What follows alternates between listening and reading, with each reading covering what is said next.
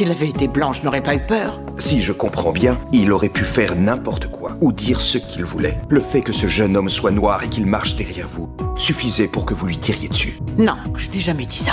Jolene a abattu un garçon de 16 ans, Maka, en plein milieu de la rue. Elle prétendait que ce dernier tentait de l'agresser et que c'était de la légitime défense. Cependant, l'enquête de la police a révélé de nombreuses zones d'ombre dans l'affaire. La victime, Maka, avait simplement oublié sa carte de métro. Il n'a eu d'autre choix que de rentrer chez lui à pied, mais a été pris pour un agresseur par Jolene, une raciste. Lors du procès, Jolene a nié toutes les accusations à son encontre. Mais vos employés noirs sont pourtant les seuls que vous n'hésitez pas à qualifier de serviteurs. C'est un terme qui m'a échappé à un moment de stress intense. Ce sont des restes de mon éducation. Ce n'était pas un manque de respect. Et la fois où vous avez interdit à vos employés noirs d'utiliser les toilettes des clients, c'était dû à votre éducation? Son avocat a défendu sa cause en affirmant que Maka correspondait à la description des agresseurs dans une série de crimes récents et qu'il était normal que Jolene ait eu peur vu qu'elle rentrait seule chez elle. Elle a réagi de la même façon, en quelque sorte. C'était de la légitime défense.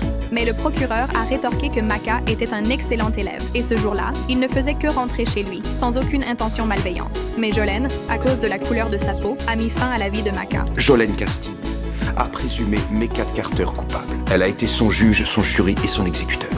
Elle a retrouvé sa belle maison ce soir-là. Mekat ne rentrera plus jamais. Lorsque le jugement a été rendu, Jolene a été acquittée et libérée. Les parents de Maka étaient anéantis par la douleur, mais ils ont empêché la foule en colère de la communauté noire de mener des manifestations au nom de Maka. Ils ont supplié ne lancer aucune protestation en son nom.